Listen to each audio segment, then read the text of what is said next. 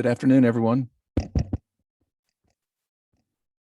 Good afternoon, everyone. I call this meeting of the Special Committee on Access to Quality Healthcare to order. I appreciate everyone being here and participating, several online by Zoom. I appreciate those who've made an effort to be here and help prepare for some testimony on an issue that I think is crucial to all Georgians. I got a recent estimate, looked up some updates today, about $500 to $600 a month is a premium that an individual might pay for their monthly health insurance. Just the latest figure I just looked up that said the average for a family of four is $21,342 a year. Now, that 73% of that's usually covered by the employer, but that's the real cost of what healthcare and assuring that you have healthcare for you and your family is really costing, whether it's costing your employer and you together, whether it's a healthcare subsidy on the ACA plans or if the state's paying it through some other mechanism. That's the cost. A good solid used car, a lot of new cars that you're buying every year, but you're also protecting something that is probably the most valuable thing to us and our families, people we care about, which is our health. So what we want to look at, though, is to make sure are we getting what we need? Are our family members getting what we need? Are we getting access to the specialists we need when we need it, the primary care that we need when we need it, the facilities that need the latest in technology? Are we getting for that amount of money that each of us with our families is spending every year in Georgia? Are we getting the value we need? And do we have the access? So one of the things we wanted to look at today is network adequacy. That means it's kind of a wonky sounding term, but it does mean that if you are a family member, many of us go years without really doing anything other than annual physicals. But then all of a sudden you have a year where everything turns upside down. Something goes wrong. It could be pregnancy related. It could be diabetes related or something else. And then all of a sudden you turn out you need a vascular surgeon that you never have heard of one. You need an orthopedic surgeon or a cardiologist or thoracic surgeon. So you would like to know that you've been paying your premiums dutifully all those times between you and your employer or you and others with a subsidy. You'd like to know you're getting what you've been paying for and that the access is out there. So that's what we're going to look at today in a couple of different areas. We're going to look overall at network adequacy for some of the common things that all of us need, primary care and the ability to get our preventive, so-called preventive maintenance kind of thing that you would do, the preventive care that you need. But we're going to start a little bit different. We're going to start on something that's been a huge issue in Georgia and one where I have a feeling someone's going to tell us statistically where Georgia stands on our adequacy of mental health capabilities.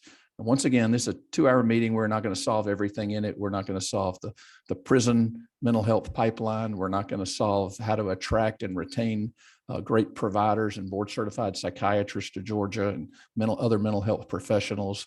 We're not going to solve payment mechanisms, but we're going to start. We're going to start with an understanding of how we can start to approach this so that Georgia is, if I understand correctly, 51st out of 50 states in the District of Columbia in our performance. So we're going to look at overall adequacy of healthcare briefly in the middle, but we're going to start real quick if I can. If Roland Baim is on, he's going to get us started off, and we do have a presentation from him. And if you could, Roland, if you're available, if you can tell us kind of who you're here helping represent. I know we're all on different teams and multiple teams at times, but if you can tell us what role you're here under and a little briefly your background and help us get started. Absolutely, Chairman Newton. My name is Roland Baim, and I'm here representing NAMI, the National Alliance on Mental Illness today. My background, since I have the benefit of all of your biographies and know a little something, wanted to let you know that. All right, can you please reintroduce yourself? I'm sorry, our monitor didn't come on right away. No worries. Thank you for the opportunity to be here, Chairman Newton. My name is Roland Bain, and I'm here presenting on behalf of the National Alliance on Mental Illness, or NAMI. My background is sort of undergraduate at SMU Law School at the University of Georgia, graduating in 1987, thereafter going into private practice with a large law firm, and after that in-house as general counsel for a couple of large companies. About 10 years ago, my then 20-year-old son, Kyle, was diagnosed with bipolar disorder. And I have spent the sort of succeeding 10 years or so getting involved in understanding, or at least attempting to understand, behavioral health care, which includes mental health care and substance abuse care, as well as advocating on a number of issues. Unfortunately, my son Kyle took his life, died by suicide in August of 2019. So all of these issues are personal. We miss him every day, but we are also encouraged to move forward so that we can make sure that we try and improve day by day the behavioral health environment for all, especially all in Georgia. And what I'm going to do is hopefully share a screen.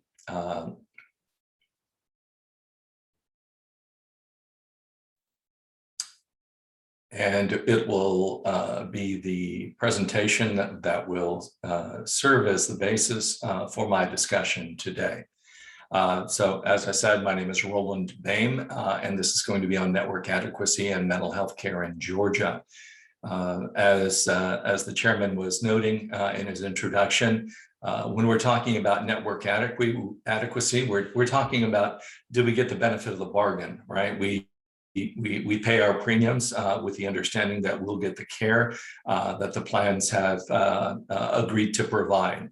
And so network adequacy is sort of broken down into a couple of different areas. One is, do we have contracts, or does the network have contracts with a sufficient number and type of qualified healthcare professionals, right? You don't want to sort of give your money and then find out that your health plan only has 3 podiatrists and maybe a dentist in it. So we want to make sure there's sufficient number and type. We want to make sure that people have access to the covered benefits. So when you sign the contract and the plan that goes with it, it lists out all the benefits to which you are covered by the plan provider. And then 3, is there sort of reasonable time and distance available in order to access those benefits? You don't want to find yourself in Statesboro and then be told that your specialized provider is up in Atlanta. And also you don't want to go there and find out that you have a specialized provider, but that their first appointment is only available 3 months out.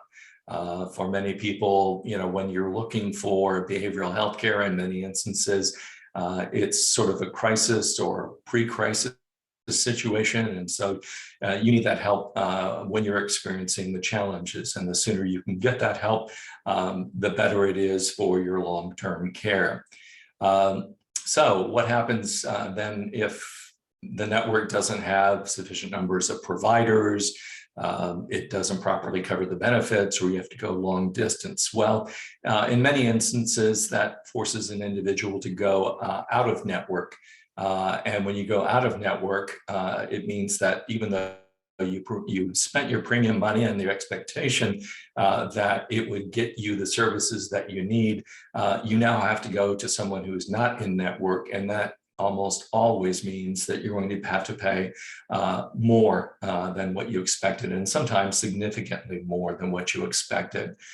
You may recoup a part of that. However, it's sort of a time issue as well, which is you'll go to a provider, find out that you need to pay immediately, and then sort of submit to your network, and then wait over time for a payment or partial payment to come. The most challenging part of an inadequate network is when the network beneficiaries have to forego needed care altogether. And that may happen because they don't have transportation. It may happen more particularly when they don't have the money needed to go out of network and pay the higher costs that are associated with it. And when you forego needed care, there are significant challenges that arise from that in terms of your medium to long-term health care. So network adequacy is sort of tied up inextricably with issues of parity. Parity, as you all likely know, in a sense involve elements of discrimination and access to healthcare. That is, we wouldn't tolerate a situation in which you were able to get access to cardiovascular care, but not get access to care for asthma or sickle cell anemia. Nonetheless, in the behavioral health environment, we see that with great frequency, that care that is otherwise available in the general health and surgical area is not available and is not comparable to the care that you get. So what we want to do when we're talking about parity is to say that, look, we're just going to compare and look at the sort of general and surgical and say, are the behavioral health care elements comparable to and applied in a manner no more stringent than used for those medical and surgical providers? And as I said, assessing network adequacy is critical for evaluating parity compliance. So what are elements, or how do we see network inadequacy? Once again, if you don't have a sufficient number or type of providers, then that can force folks outside of the network, and that will result in higher costs for foregone care. You can also go to outwork, as I said, and provide a significantly higher rate. And one of the things that I'd like to sort of focus on a bit is that a fundamental driver of network inadequacy is that in general, health insurance claims administrators significantly underpay in-net behavioral health providers and or behavioral health providers, particularly in comparison to comparable medical and surgical providers. So in 2019, Milliman, an actuarial firm, looked at over 37 million claims that have been made over the previous year or two. And they compared it over time, over a 5-year period of 2013 to 2017. And they looked at it in terms of 3 categories of care: office visits, inpatient facilities like hospitals, and outpatient facilities. So someone who's going for treatment, whether that's physical PT, or whether it is going for group therapy or individual therapy with dialectical behavior therapy, or whether it's going with a psychiatrist in terms of determining appropriate, reasonable medications to be used to address the mental illness. And over that period from 2013 to 2017, we had seen a significant rise in national opioid and suicide crisis. And notwithstanding that, sort of total expenditures on behavioral health care was 3.5% of the total amount. And for substance use treatment, it ranged from 0.7 to 1% of that total. And troubling, all of that, but even more troubling, is that children were 10 times more likely to receive outpatient mental health care out of network when compared to primary care visits. The study also did a number of Georgia-specific information, and we found that for Georgians who were looking to obtain behavioral health care, they were 4.4 times more likely to have to go out of network. For inpatient treatment, they were 4.2 times as likely to have to go out of network for outpatient, and 9.7 times more likely to go out of network for access to behavioral health care. So as we said before, when you're forced to go out of network, you're paying money in addition to the premiums that you were paying when you thought that you were getting access to this care. And also when you get referred out of network, there are not as many indications as to whether you are going, whether you are getting the care, or whether you are foregoing the care because of the cost. So to put a little bit sharper focus on it, in a sense, you get what you pay for. As it currently stands, and this is nationwide in addition to Georgia, approximately half of all psychiatrists do not accept insurance, and network participation has been declining at a greater rate than for other medical specialties. And part of that is that there's a consistent pattern among private health plans of requiring higher utilization of out-of-network services and higher out-of-pocket payments for mental health and substance use disorder services. And in particular, the Milliman study found that when you're comparing, in the most part, apples to apples, so you're looking at in-network mental health professionals in Georgia are on average being paid 38% less than other professionals for similar billing codes.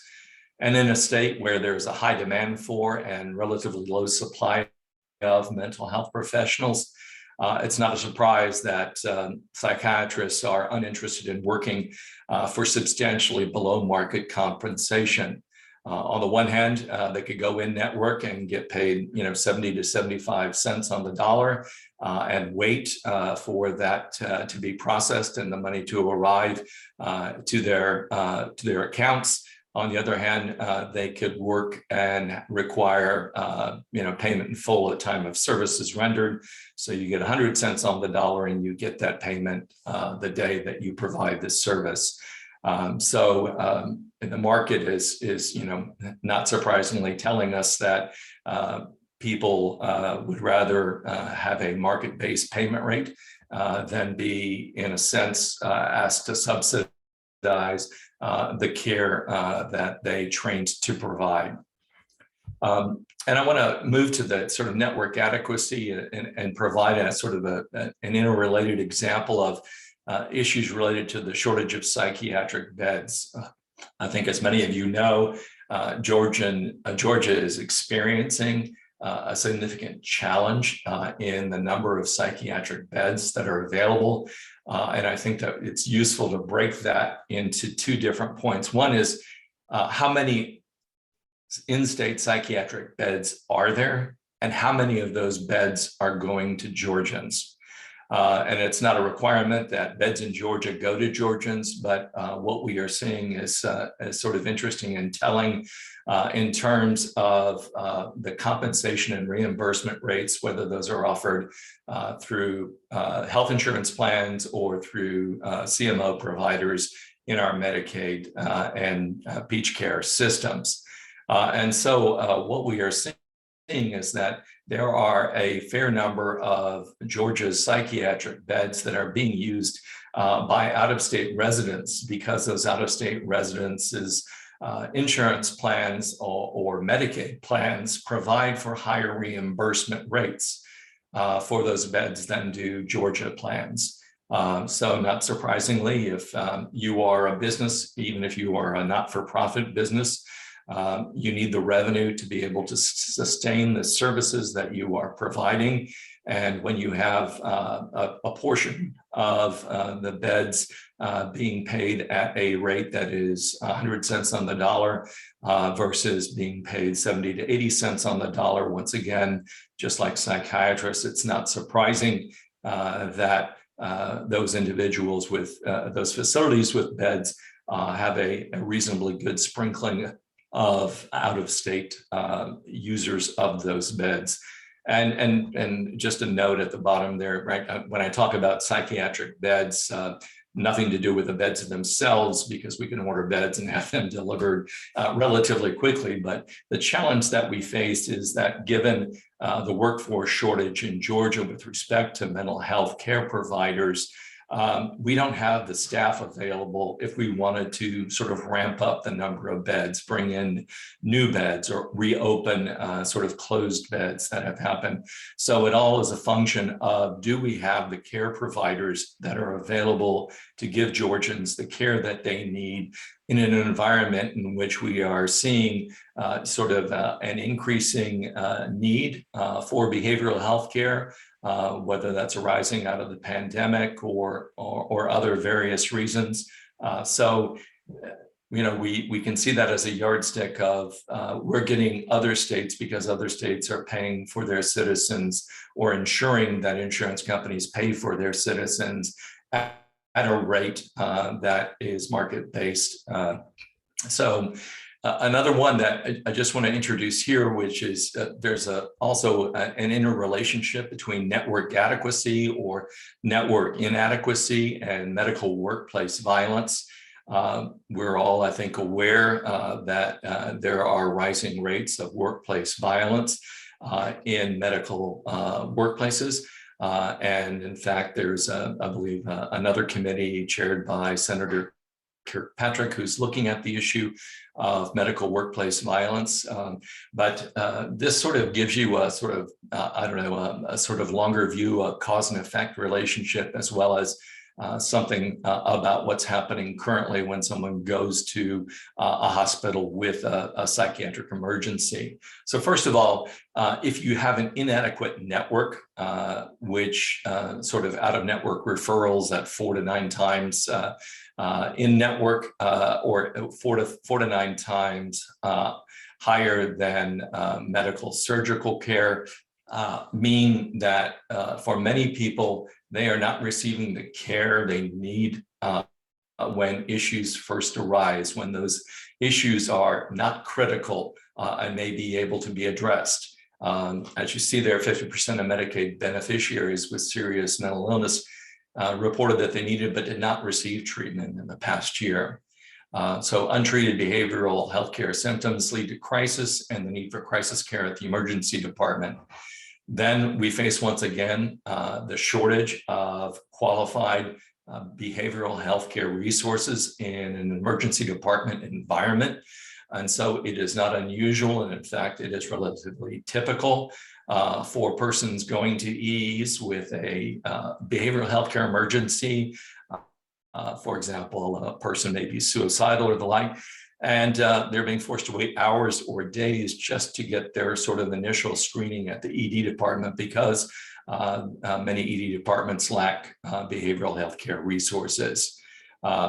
We've talked about the critical shortage of psychiatric beds, and that means that even after someone is treated initially at the ED, they may be what's called boarded at the EDs until a psychiatric bed opens up.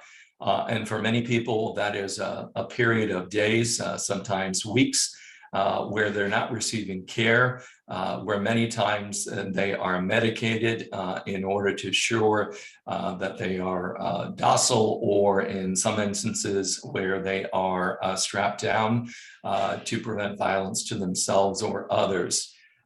So we think and we know that timely access to necessary and appropriate psychiatric health care will reduce the risk of violence in the ED.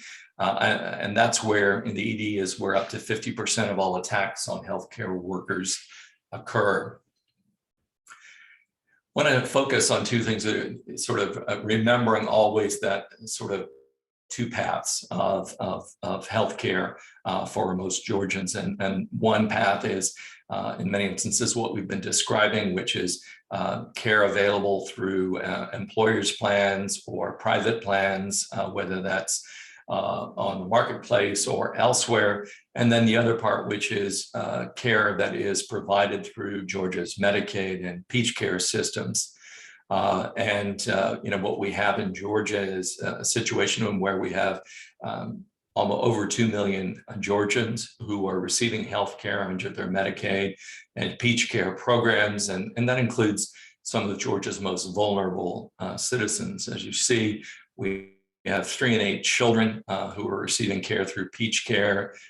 We're seeing 1 in 3 individuals with disabilities who are receiving health care through Medicaid and Peach Care, as well as a high number of folks in nursing homes.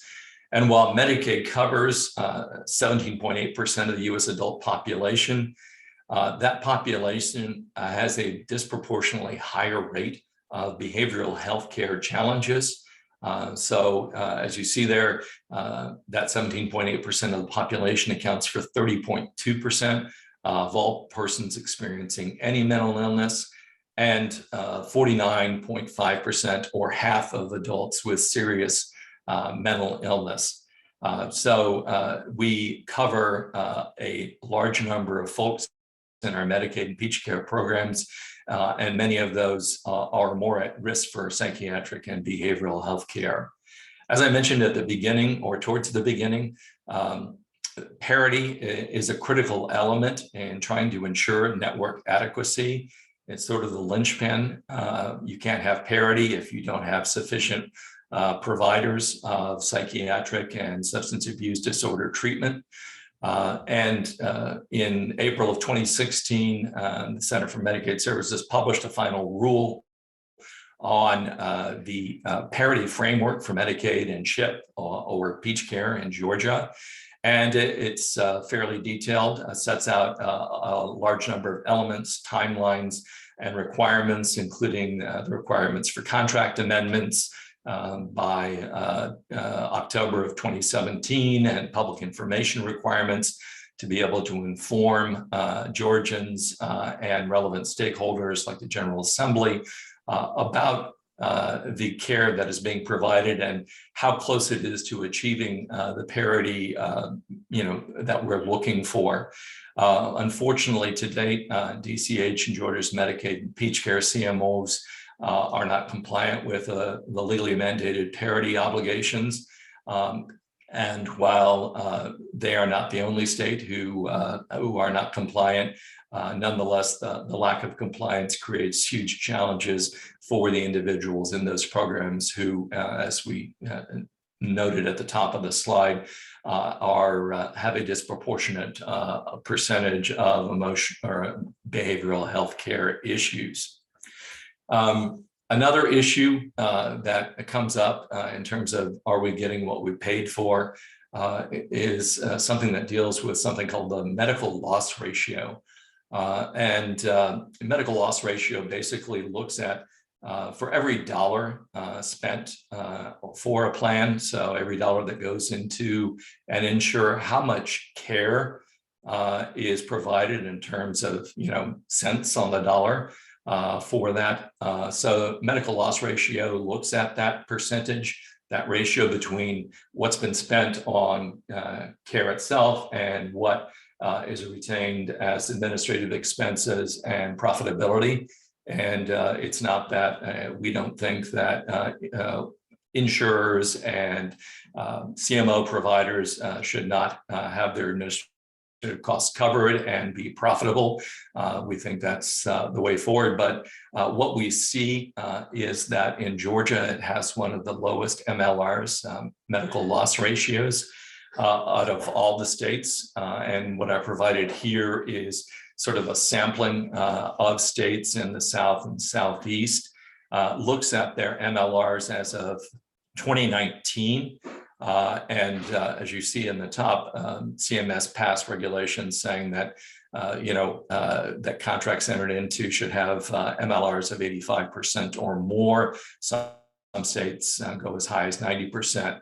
So what I did in the chart that you see there is list the states, list their MLRs as of 2019, list the variance percentage, which is how much higher or lower than Georgia's MLR is that state's MLR, and then derived what's called the variance amount, which is if we were to take that variance percentage and multiplied it by the $11 billion that Georgia spends on Medicaid and Peach Care services, how much more services could we buy with the same dollar amount that we're spending? So you're looking at, and if you apply that, if we had Florida's MLR, then we would have had $671 million more of healthcare available to Georgia's Medicaid and Peach Care recipients.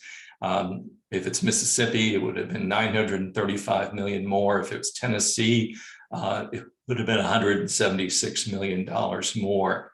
And so there are, I think, significant opportunities available in making sure that we are as good a stewards as possible of the taxpayer money that goes in to funding Medicaid and Peach Care, and at the same time ensure that those individuals covered by those programs have more care, all of which you can do without increasing the amount that Georgia spends on healthcare.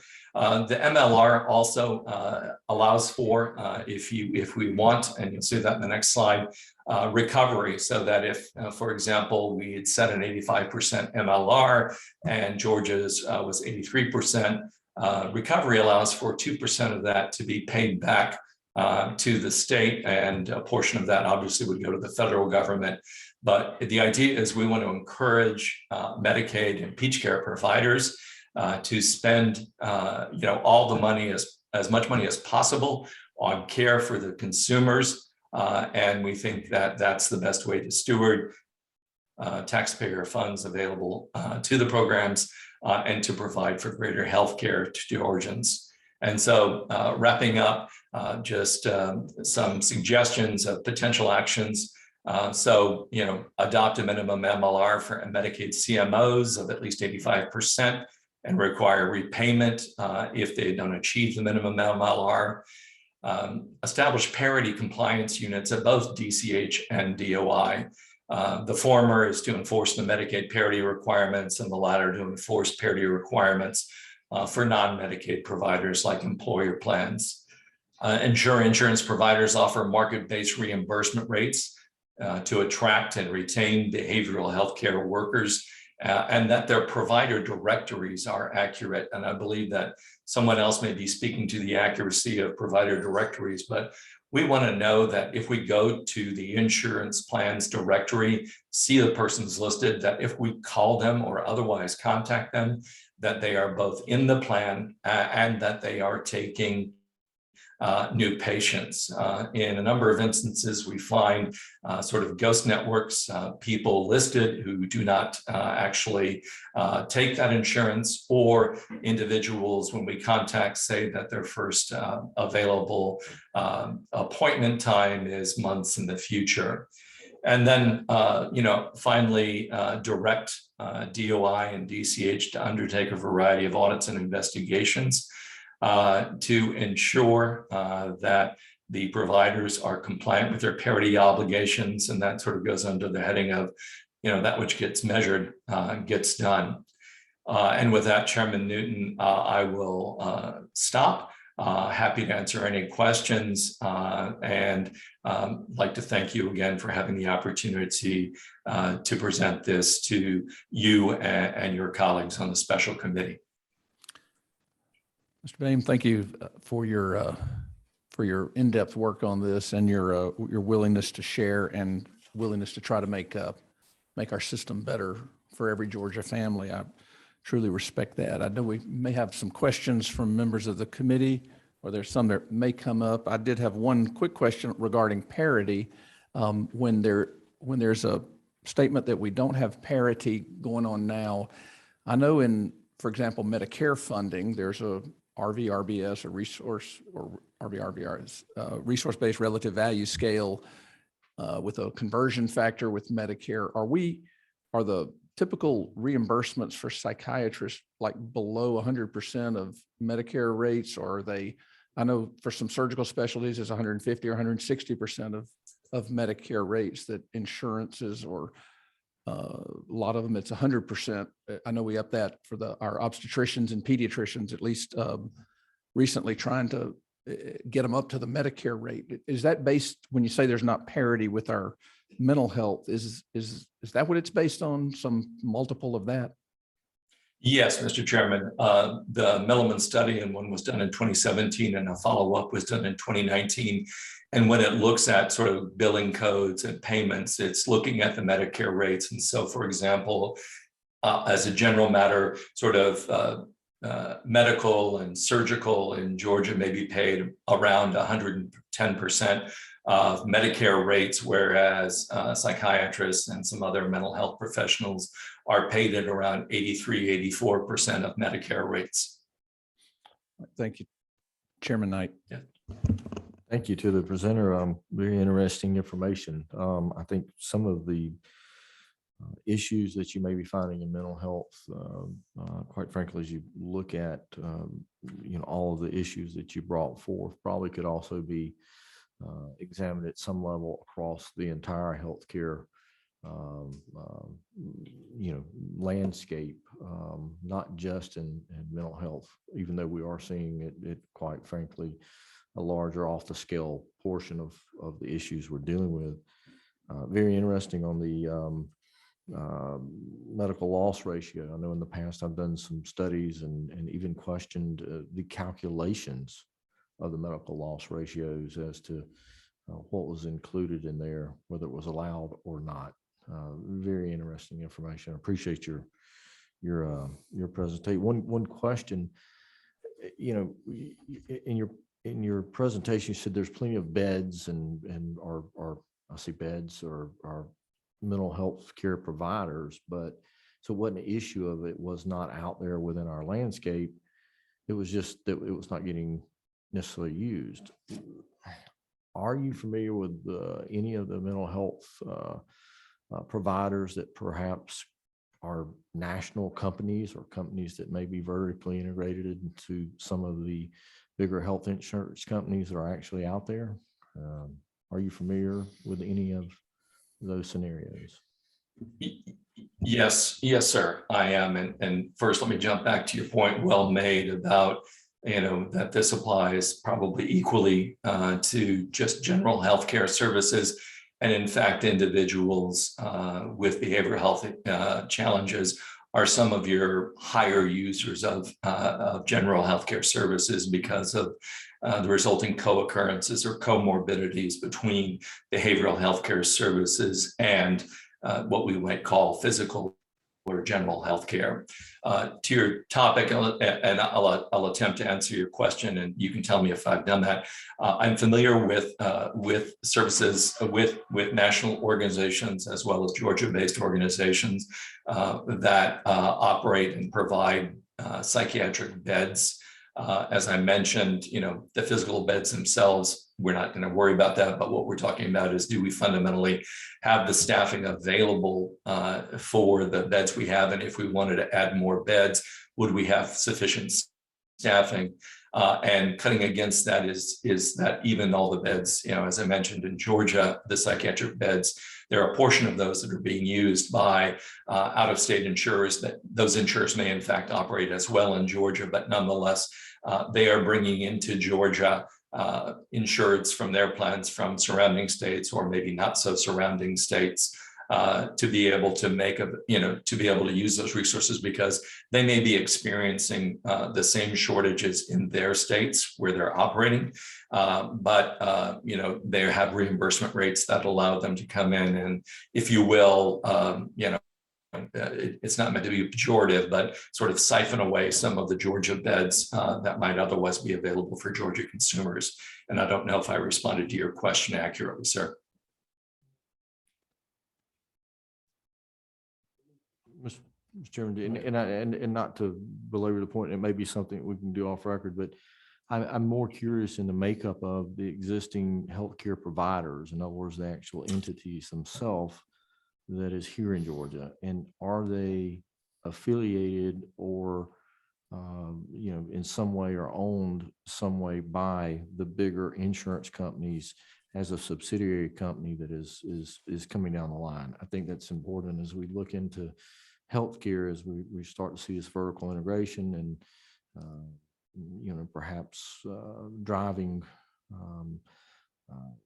patients, beneficiaries, if you will, into their channels, and that may override some of our overall issues of providing adequate health care networks, adequate access to all. So sometimes that comes into a subsidiary or a lesser priority as we're fine. Yeah. That may be something that you can think about offline if you will. Yes, sir. Thank you for the clarification.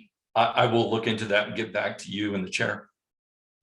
Thank you, sir. We appreciate your time today. Thank you so much for joining us. We're going to continue along, if you will, with a member of the Georgia Psychiatric Physicians Association. We're going to get Dr. Matthew Norman on. If you can just introduce yourself briefly and give us just a few comments from the psychiatrist or the Georgia Psychiatric Physicians Association.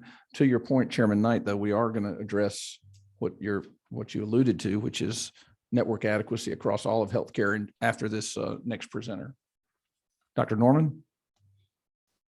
Thank you, Mr. Chairman and distinguished members of the committee for the opportunity to briefly address you all this afternoon. My name is Dr. Matthew Norman. I've been a proud Georgian since my childhood in the 1970s, and equally proud to have paged the Georgia House of Representatives a few times as an adolescent. I am a general and forensic psychiatrist with a private practice here in Atlanta, Georgia. I'm also past president of the Georgia Psychiatric Physicians Association, known as GPPA, and currently serving as vice chair of the Georgia Composite Medical Board. But I'm here today speaking as a citizen of Georgia and not on behalf of either organization. I would like to start by agreeing with Roland Beam's presentations and comments that there is an issue with network adequacy in Georgia, specifically to behavioral health issues. To my knowledge, and as noted in his slide, more psychiatrists are at a network compared to other specialists within the state of Georgia. GPPA continually tries to support funding for additional psychiatric residency slots for young physicians at the medical colleges in hopes that these same physicians will permanently reside in our state and provide quality care to the citizens of the state. Without network adequacy, there is a risk to our citizens of substandard care, as well as a potential for less qualified clinicians providing care here in Georgia. We all want high quality, competent healthcare. Network adequacy helps to boost that quality of physician-delivered psychiatric care and benefits not only your constituents, but this entire state. I'll keep my comments brief. I want to thank you for the opportunity to address the committee, and I am happy to answer any questions that y'all may have. Thank you, Dr. Norman. One quick question. I do know, just like I work in an emergency department where there's an entire team of paramedics and nurses and PAs and nurse practitioners and board certified physicians. What's the team approach to psychiatric care? I know you mentioned you have private practice, also forensic. Maybe from your perspective, can you tell me just a little bit about the different providers that would be part of a team that would all of which, I know you've got to have a leader at some point. Every team needs a quarterback and the board certified, the ones you mentioned, the residency trained psychiatrists we'd like to attract to Georgia. Who else is on the team and how does that break down?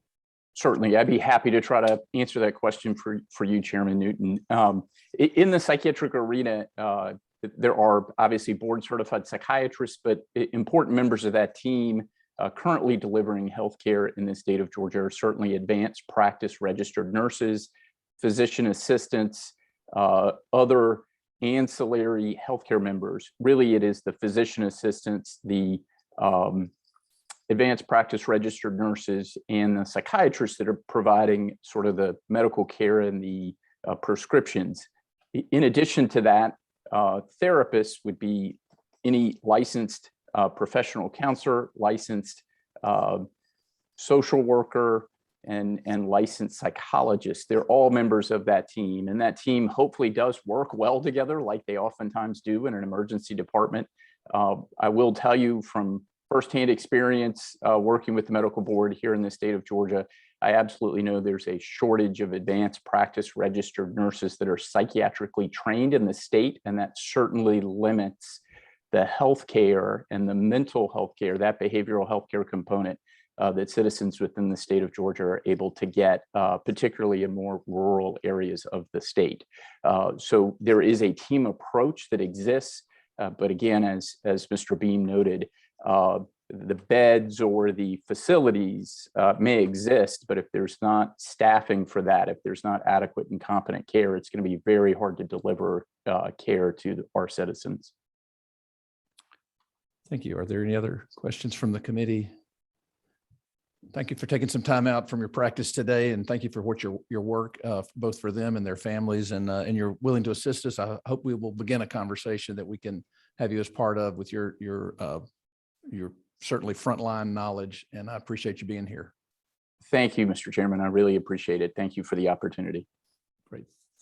We're going to move on to a presentation from Georgians for a Healthy Future. This is what I alluded to, Chairman Knight, that there is and we have a packet for the members of the committee, and it'll be on the screen as well, for us to get to look at maybe the broader picture of network adequacy, not completely leaving the mental health challenge that we have, but also just to look at, since you've got some research that's been done, we'd appreciate you helping educate us on what you find, and what maybe you tell me more about what the scope of your review has been. Thank you.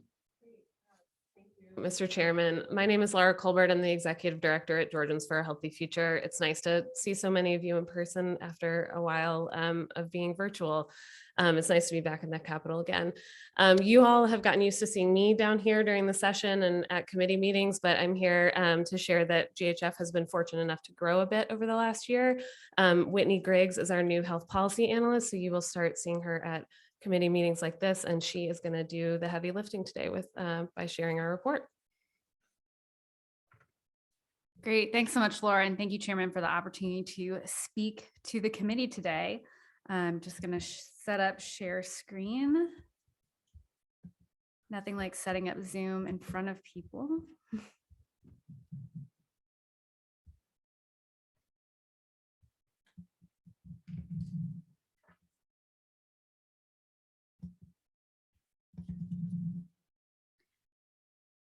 Great. So as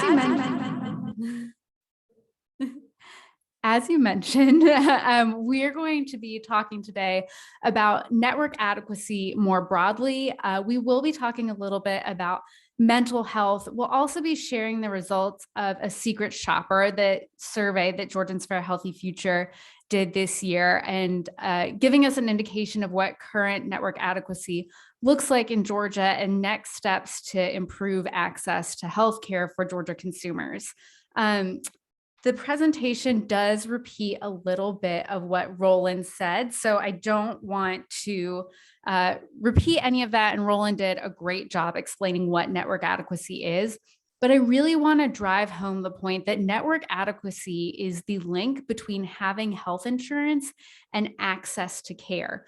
You can have a health insurance card, you can pay that monthly premium, but if you can't find doctors that accept your insurance, if you're having to pay those out-of-network costs, if you're having to drive hours to go see those providers, that link between access and health insurance has been broken. And I don't think I need to explain to everyone here why that's so problematic. And before I get into the secret shopper results, I do want to review what Georgia's current network adequacy standards are.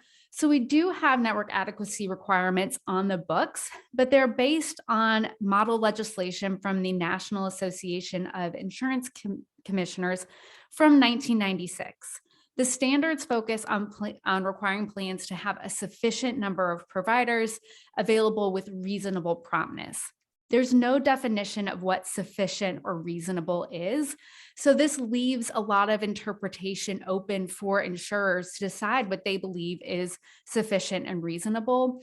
And it leads to a lot of variety in what different plans set as their networks. And it leaves Georgia consumers without a benchmark to be able to compare their plans to, and also without protections, without the ability to say, you know, my plan isn't offering me an adequate network, because we don't have standards for what an adequate network is. So to get into our secret shopper survey a bit, if you have the handout in front of you, you can see a little bit of the methodology. I will not bore the group with the methodology, but we conducted a secret shopper survey from January to July of 2021 For the purpose of the survey, one single silver level marketplace plan was selected to serve as a proxy for the most popular plan in the rating area. We looked at 3 rating areas.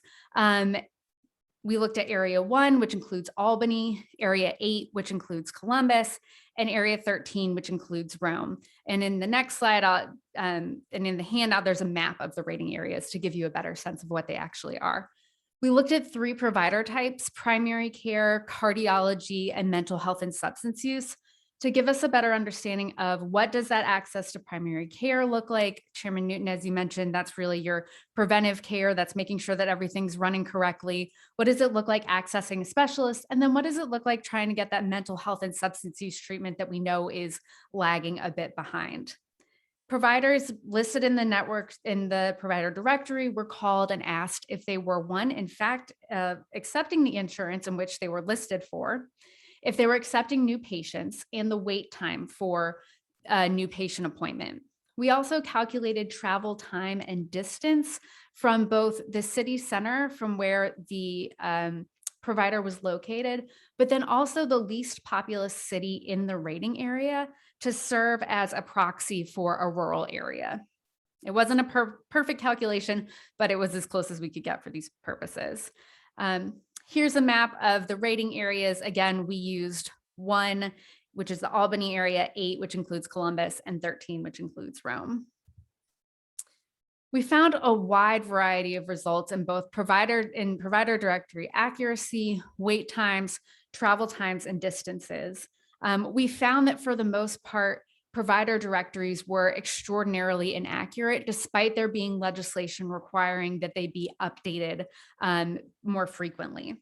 For example, in rating area 8, which includes Columbus, only 10%, or 24 out of 236 of the listed primary care providers, were both accepting the insurance for which they were listed and also accepting new patients.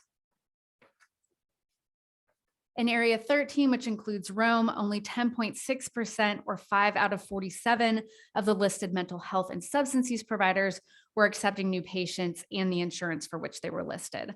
I will say that, interestingly, cardiologists were very accurate in provider directories, with 80 to over 90% of cardiologists both accepting new patients and accepting the plan of interest.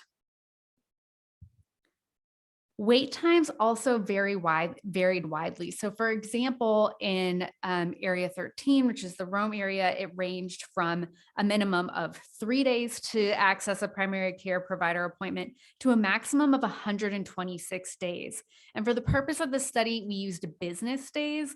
So that's even those are even more weeks that someone's having to wait just to see a primary care provider. That's a really long time. Specialties had longer wait times, and we saw on average that, looking at business days, it was 3 weeks to a month to see a specialist. If you're waiting to see a cardiologist, 3 weeks to a month can make a big difference in your health outcome.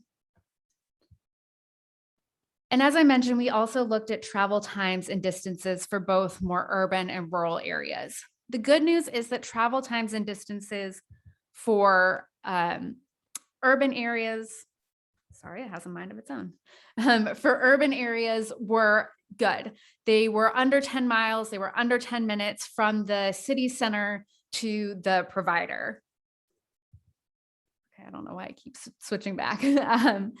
So that's good news, that if you live close to a city, if you live close to providers, you can access them pretty easily.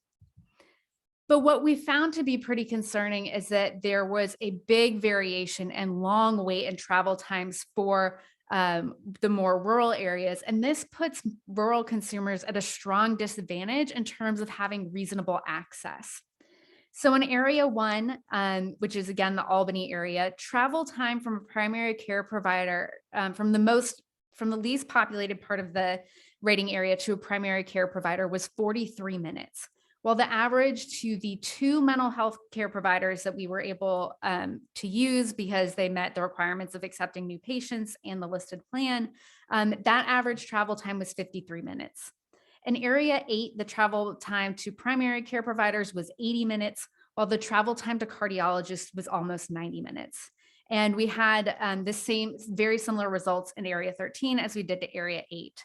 And you can see in the graphs in the handout and on the screen, just a visual representation of the difference between travel times between urban and rural areas, and also travel distances. So if you, again, live close to a city center, you can get to your provider pretty easily, assuming that they correctly accept your insurance and you don't have a long wait time. But if you live in a more rural area, you are having to drive longer distances, and those costs can really begin to add up. You know, you're paying for the cost of gas, you're paying to take off work, you're paying for all, you're paying to find childcare, all of these things to go drive 90 minutes to your provider.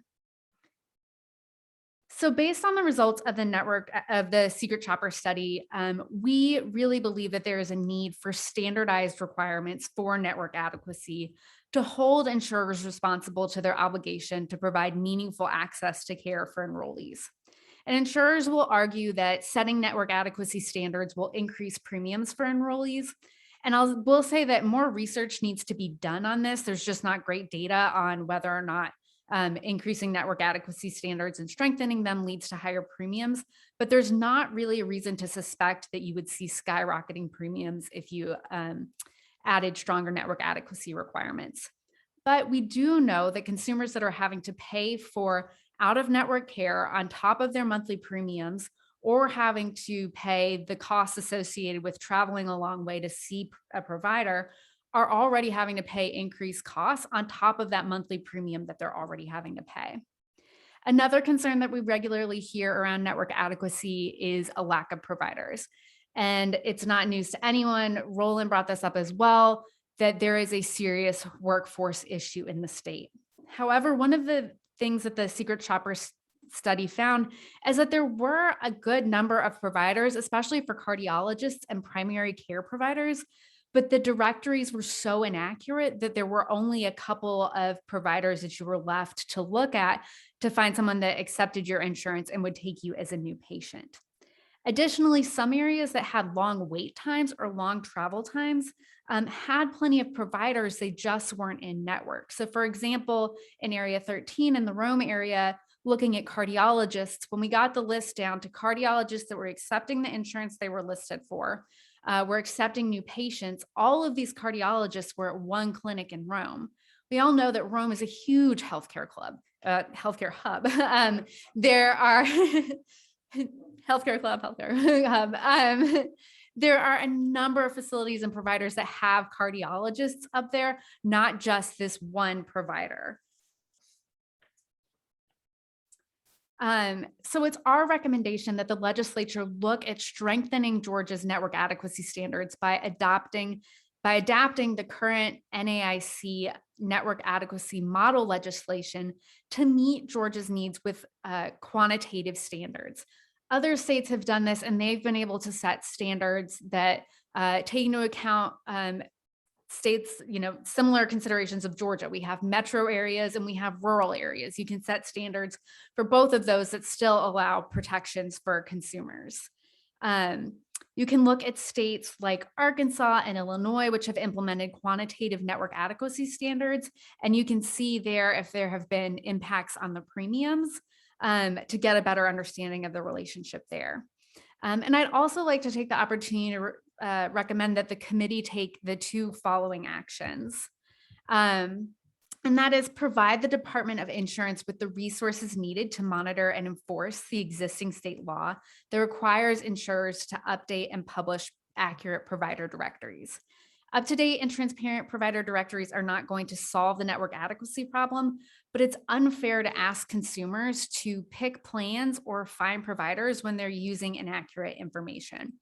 And our understanding is that the Department of Insurance just doesn't have the capacity to meaningfully hold insurers' feet to the fire on this. And it's critical that DOI receive sufficient resources to bridge this gap and offer healthcare consumers meaningful protection.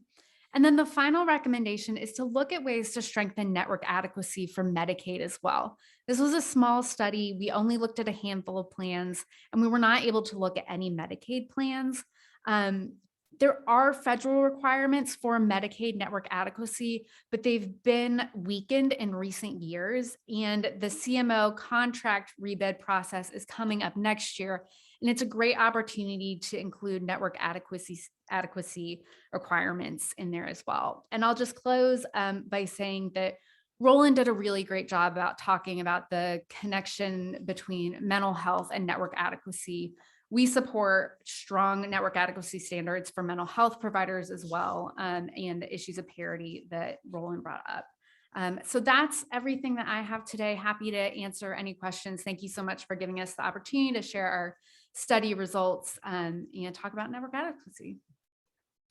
Thank you very much. I think we appreciate y'all's willingness to study it. I did have a couple of questions. The plans you mentioned, the silver plans, were those ACA plans or? Okay. Yes, they're marketplace plans. Do you know if their reimbursement is, say, significantly different than, let's just say, pick Plan X on the ACA and then Plan X that's through state health benefits? Do you know if the rates to the providers are different? I don't know if ACA plans? I don't know if the rates to providers are different, but happy to look into that and get back to you on it. Okay. And it's truly been 1996 since the 1996. Has much changed in healthcare since then? I mean, just a few things. We do. I know, but Roland had near the end of his, what gets measured gets done. And I think that's one of the things you mentioned is and y'all helped us by measuring it. I would say one problem with the charts regarding rural distances and all, and that was interesting. I look forward to seeing how you differentiate between what's an appropriate drive in an urban versus a rural area. A lot of people chose a rural area. This same graph is the amount of time you have to drive to find a traffic accident too, yeah. or a traffic jam. And some people have chosen the beautiful rural areas of Georgia to be further, and they understand that, whether it's going to the grocery store or Chevrolet store or a traffic jam or the doctor. But we do have to I appreciate the fact that there's some standards out there. We don't have to reinvent the wheel necessarily. We may make a Georgia version, but we can allow for the fact that we've got significant rural areas, still come up with some adequacy standpoint. I think that would be helpful. We got a couple of questions. Chairman Knight, I believe you were first. Thank you, Mr. Chairman, and great presentation. I'll echo what the chairman said. As somebody with the accounting background, you can't manage what you can't measure. And a lot of this, what we're doing with healthcare is transparency. We've heard that word a lot. Something that I think into itself, transparency would help disinfect. Sunshine is a very good disinfectant. But a couple of questions. Our comment and then a couple of questions. The comment is thank you, because I think these presentations have brought out a lot of what we're seeing, the problems. And I think we all agree that there are real big problems in healthcare. And you start to get outside of a metropolitan area, I think those problems become even larger. Not to exclude the problems that are within larger metropolitan areas, but I go back to one of the things we worked on, Chairman Parrish and all of us from a budgetary point of view, as we get into some of these rural issues. Do you think that if you put in some kind of standardized, this network, the standardized, network with adequacy, do you think that solves your problem alone?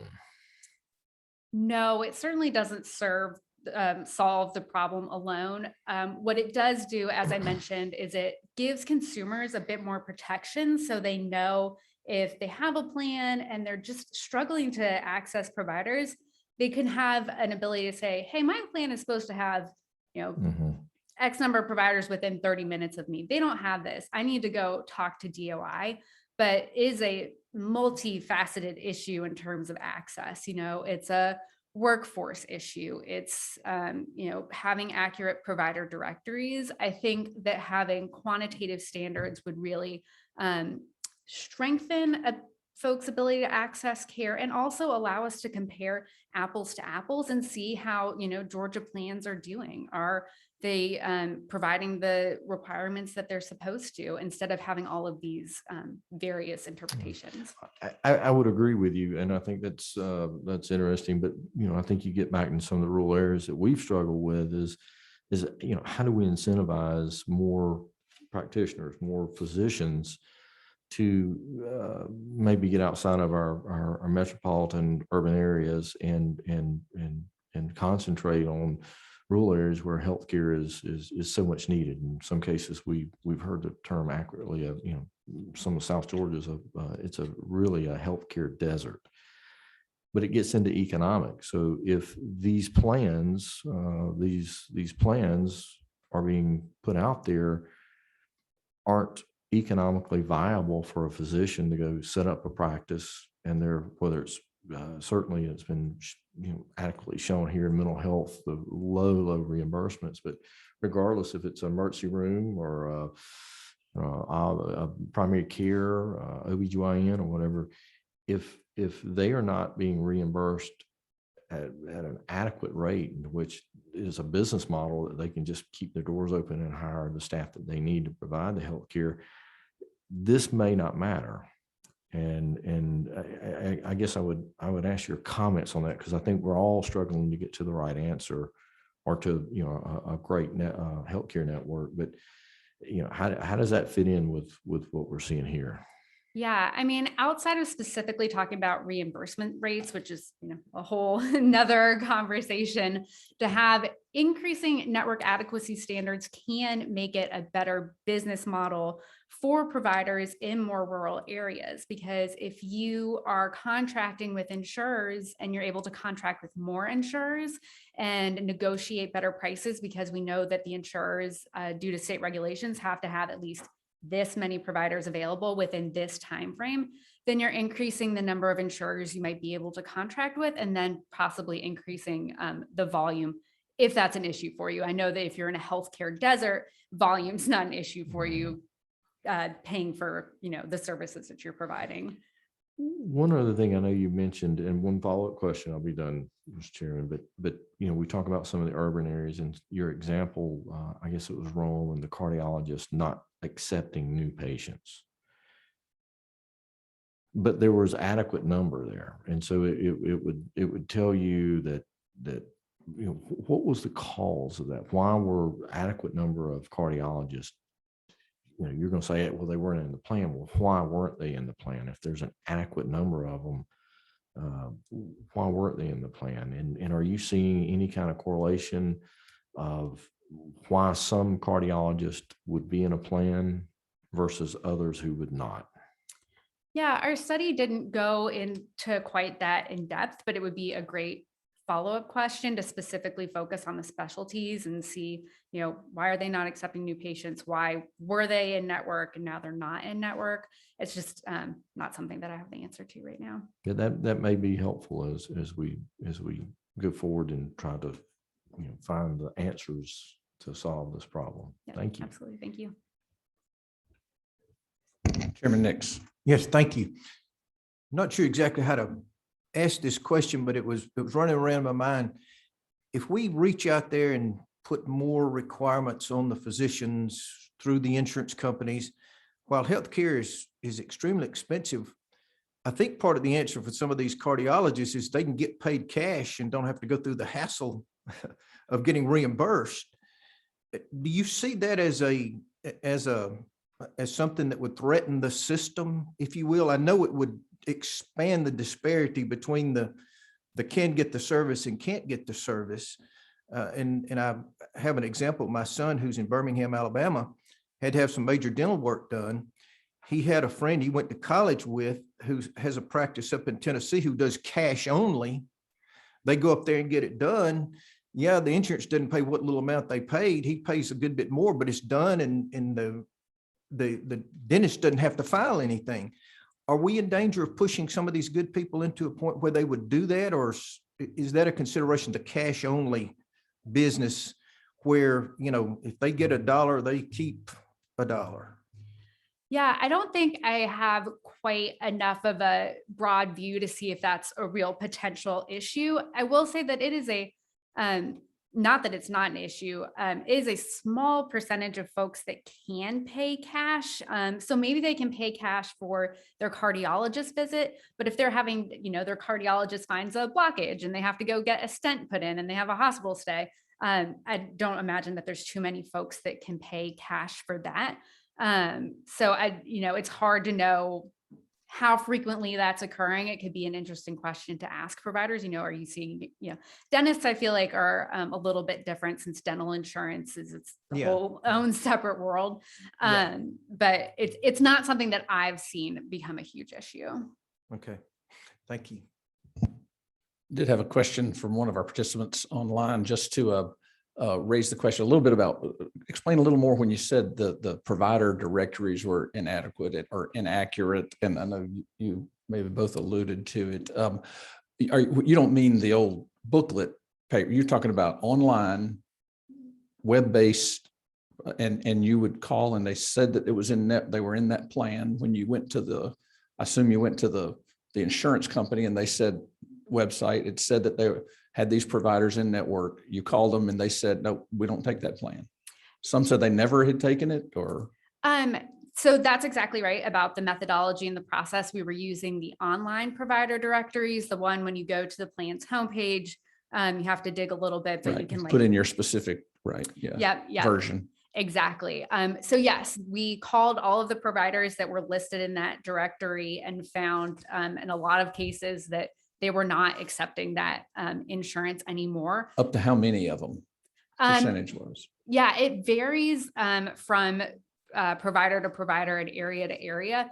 But the most egregious ones that we found were only 10% of the listed providers accepting new patients and the plan for which they were listed. So off the top of my head, I think it was something like 24 out of 236 primary care providers in area were or were not? Were accepting the insurance. So that's only 24 out of 236 that were listed in the plans directory.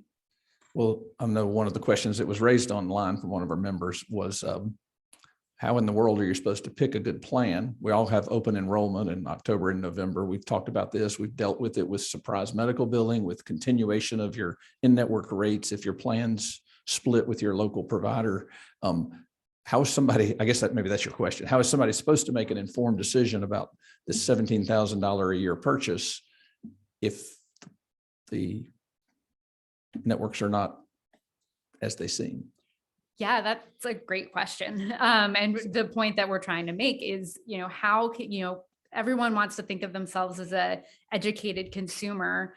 You wouldn't purchase a car if you could only see, 10% of the functions that it had, and the, other 90% may or may not be there. Does it have a transmission? Who knows? You can't expect folks to buy health insurance that same way. And, there are steps that the state can take to address that problem specifically. So, hold harmless provisions for consumers. If they had a provider that's all of a sudden out of network, they can pay for that cost in network. These plans were ACA plans, is that right? Yes. Those are exempt from DOI, Department of Insurance oversight, aren't they? Aren't those federally regulated, or maybe, maybe I'm. Yeah, they are regulated. Okay, so these are ones that we do actually have authority over. The thank you. Did you have another question, Chairman? Chairman, I think you may have cleared up the question, or my question, which was what type of plan? So these are all ACA plans. They're all ACA marketplace plans. So these are, when you think about an ACA marketplace plan, yes, folks who qualify for financial assistance who are going, on healthcare.gov to get those premium tax credits, those are the plans they're enrolling in, but they're also what's available of the majority of plans for folks that are on the individual market, just generally. So when we say marketplace ACA plans, there's a wide group of folks that are enrolling. I think it does make Mr. Chairman, if I may, I think that information as to what plan specific, maybe you only did this under selecting, certain type of ACA plans, but again, we're also charged with looking at state health benefit plans, and again, you brought up Medicaid. You did very little research into into that area. But those are also very important issues because these plans, different rules, different plans. So I think that's it's very much imperative if you have that data, it would be interesting, especially compared to a state health benefit plan, ACA plan, or even a commercial plan for that matter. While we may not have as much oversight, but wouldn't this be false advertising under any other? Well, before we go too far, I mean, as many of us that are associated with a small business as ownership or whatever, who've ever looked at our website and realized how long it's been since we updated it and how it's not kept up as quickly, as a high enough priority. I think that, sir. That's just a picture on my page. But certainly I think, thank you for your presentation. We do have a quick moment that I'm going to ask for a little bit of information from some of our participants with America's health insurance plans, Alan Hayes, and I think some other, we'll do a brief discussion of that. I do want to make sure that we understand we're working in tandem with our health insurance plans because that's part of the team approach that gets the healthcare, the networks established, even if the provider network isn't accurate 100%. I know that you're here. I appreciate you all being here so that you can hear from what the secret shoppers have found out, from what people with significant mental health experience are seeing when they're out there in Georgia. And of course, that's what those of us who represent thousands of Georgians each are hearing and seeing. But I appreciate you being here today, willing to listen. And I do know this is the beginning of a conversation, but if you can just tell us a little bit about the health insurance plans. Yes, thank you, Chairman. And I will say that you today and every day have always been open to discussion and information sharing. So we appreciate that and look forward to working with the committee, continuing to work with them on this issue. I would say just on the topic that you just talked about, obviously you guys, this General Assembly and most of these members passed a pretty good law a couple of years ago, which is one of the strongest provider directory laws in the country. And what was described are certainly violations of that law. So I would say that, we should be working with our insurance commissioner and word to the wise. We should be doing better. If that's the case, if that's what's happening, then obviously insurers need to be doing a better job. And as we'd said during that debate, that's a two-way street. A lot of times, and in fact, in that law, all the onus is on the insurer. The insurer has all the responsibility for keeping it up, but there is no onus on the provider to tell the insurer, we're not accepting new patients. We're not going to take your insurance anymore. So I tried to get that in that law, but was not able to do so. So it is a one-way street, but obviously we need to do better if that's reflective of the industry. But I did come today talk a little bit more about mental health and kind of where we are as an industry on it. Previous speakers have told you more about it than in more detail about what the current atmosphere is. So I represent AHIP, which is the National Association of the Health Insurance Plans. And again, my name's Alan Hayes. I've been representing AHIP for, I think, probably 12 years. Prior to that, I was a deputy insurance commissioner at the Department of Insurance. I went to the #1 football team in the country, University of Georgia, as an undergraduate. And my master's degree is from Mercer, which is also, by the way, doing very, very well this year in football. I think they play next week for their championship. Go Bears. Yeah, go Bears. So AHIP and its members recognize the importance of ensuring access to quality, affordable behavioral health care, and how important it is in the overall context of healthcare in general, the mental health and substance abuse treatments.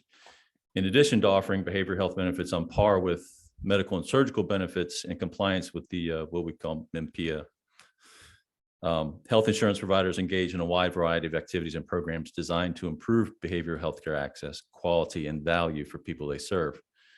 The ongoing public emergency, COVID, has highlighted the importance of a robust behavioral healthcare infrastructure.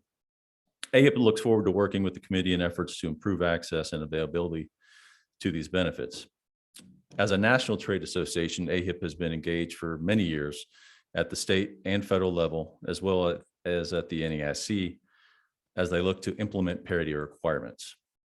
An area of active engagement has been the comparative analysis reporting requirements to ensure plans are complying with the Mental Health Parity Act, MPA.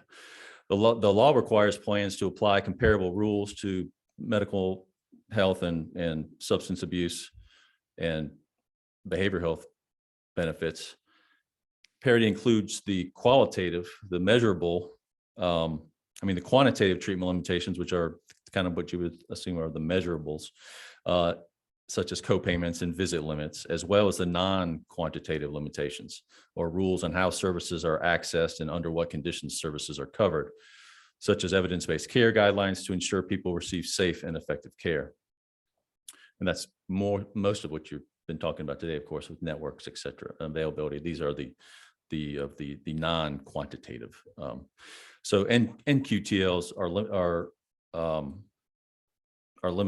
limitations that affect the scope and duration of benefits under the plan that are not expressed numerically. Over the years, AHIP has urged states to utilize existing reporting tools that have been reviewed and approved by regulators and stakeholders alike, such as the NAIC Market Conduct Annual Survey, thus creating a sound compliance framework while reducing the regulatory, administrative, and operational burden. To that end, guidance to implement recent federal legislation, the Consolidated Appropriations Act, which passed in December, recommended the analytical framework of one such tool, which is a tool of the self-compliance tool of the Department of Labor, and that went into effect with their rules. So it passed in December, they put it in effect in February, and it's currently the law of the land.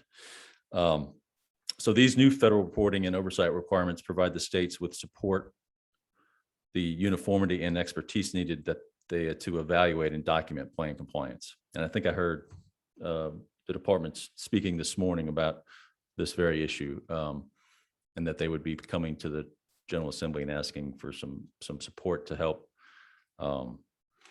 analyze this data, to help get some staff to analyze this data. It's certainly available to them. Beginning February 10th of this year, plans are required to make this compliance documentation available to federal and state regulators upon request. Also, by the way, plan members upon request is the federal law. And a time frame is set for making any necessary corrective actions.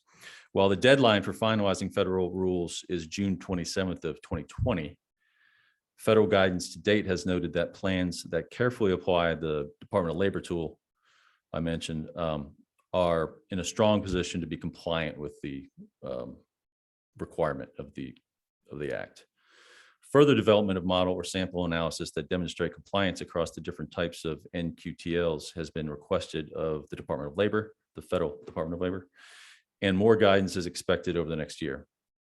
AHIP would encourage the committee to align any state proposals with the new federal requirements and the new federal rules when they're finalized, and avoid enacting any conflicting requirements. It's important to point out that the longstanding behavioral health access challenges are unrelated to, there are some that are unrelated to and not solved by looking at mental health parity. For example, there's a significant and well-documented national shortage of behavioral health professionals, and I think you've already talked about that a lot. And that's only been exacerbated, honestly, with the pandemic. Health insurance providers have made significant investments in efforts designed to expand their members' access to behavioral health, including recruitment of behavioral health providers and expansion of telebehavioral health or telehealth. Moreover, insurance providers have implemented programs to achieve better behavioral health outcomes based on principles designed to promote evidence-based, whole person and team-based care. Congress, just in the last couple of weeks, is doing similar hearings to what you're doing now. And in a recent letter to Congress, which we will share with the committee, I'll get that to you guys, outlines the industry efforts and recommendations around the following. Number one, behavioral health integration, the integration of behavioral health with primary care. Secondly, telehealth, which is a valuable tool to connect patients with care in convenient, comfortable settings, and can also help providers see patients more efficiently, helping to increase access to care. Though it can't solve the longstanding workforce shortage, you still got to have people on the other end of the telehealth thing. And that's, again, that's a national issue. Georgia is pretty severe, especially in rural areas, but that is a national problem. Mental health and substance use disorder treatment. Ongoing opioid epidemic continues to affect the nation, as many suffered from substance abuse disorder. Insurance providers are working with clinicians and recovery teams to deliver necessary care to those in need, and they are looking into new ways of delivering those services. Measurement-based care, value-based purchasing, and alternative payment models offer an opportunity to improve access to quality behavioral health care by incentivizing more clinicians to join payer networks and encouraging adoption of high-quality evidence-based care. And then lastly, health equity, understanding and addressing healthcare disparities, which requires understanding of the socioeconomic and geographic issues. You've already talked about how the different places in Georgia have different access to care standards. The industry is raising patient awareness to the importance and availability of behavioral health care while working to reduce stigma, integrate behavioral and medical surgical care, encourage collaborations with providers, and proactively identify behavioral health needs. And again, we look forward to working with the committees in providing information. I know Chairman asked me to get some more learned folks here today, and I apologize we couldn't get that done in time. But as you move forward, the folks that actually worked on the ground with the plans would be happy to make them available to you. And then I'll turn it over to Michael. Thank you, Mr. Chairman, members of the committee. My name is Michael Riley. I'm here on behalf of the Georgia Association of Health Plans. I'm standing in for Jesse Wethington, who sends his regards. As I mentioned before, I'm the Associate Director of the Georgia Association of Health Plans, and the health plans are committed to ensuring our members have access to health care no matter what issue is confronting their health and well-being. Mental health parity has been law since the passage of the Mental Health Parity and Addiction Equity Act, or the MAPIA, in 2008. Plans are working with the federal government and the NAIC to ensure compliance with MAPIA, and the U.S. Department of Labor is conducting a comprehensive review of the implementation of the parity law. Plans are required to make comparative analyses of their MBH SUD benefit provisions to ensure compliance with the requirement that med-surg benefits be treated equally. Network adequacy regulations will not solve the problem of access to MBH and SUD services.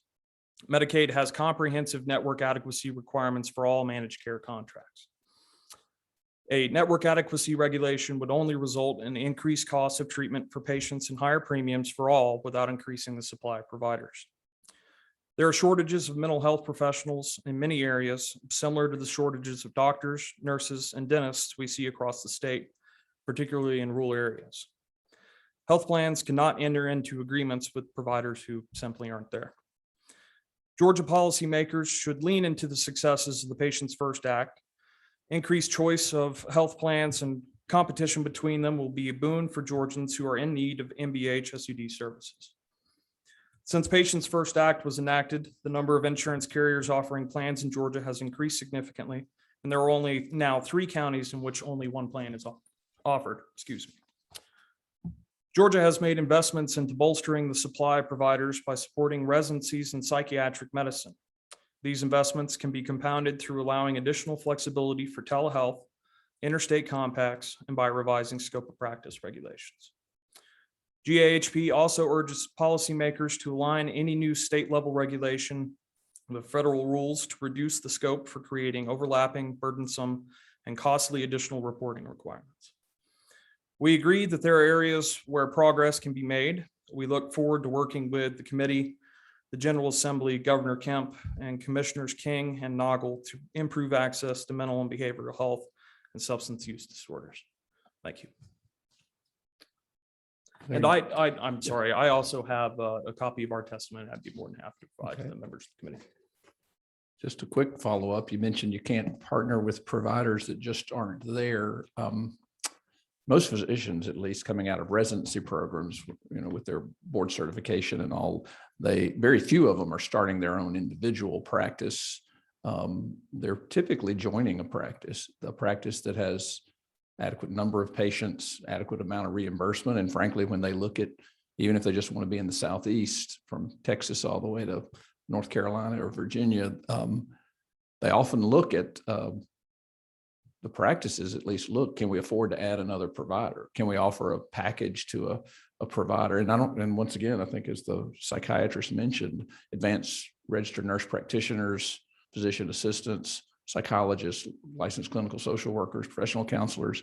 I mean, I think all those people, we're trying to attract them from other states. When I hear we're 51st out of 51, it strikes me that possibly we've erred a little bit on the low side.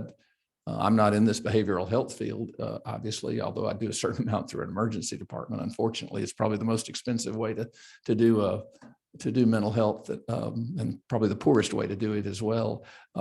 You would agree that reimbursement rates to those practices does affect their ability to attract and retain providers here in Georgia, wouldn't you?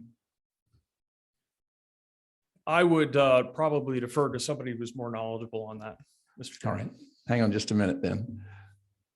Chairman Parrish. Thank you, Mr. Chairman. First of all, I want to say thank you for putting this meeting together today. I think we've had some really good information and has opened my eyes to a couple of things. And a couple of things that I think we can do that really doesn't cost any money, but would have some significant upside is this provider directory inaccuracy that we've heard about. If that's the case, and I don't have any reason to believe the information we've been given is not accurate, that's a terrible job that somebody's doing. And secondly, I'd like to hear from the insurance organizations, if that's correct, what do we need to do about that to get that straightened out?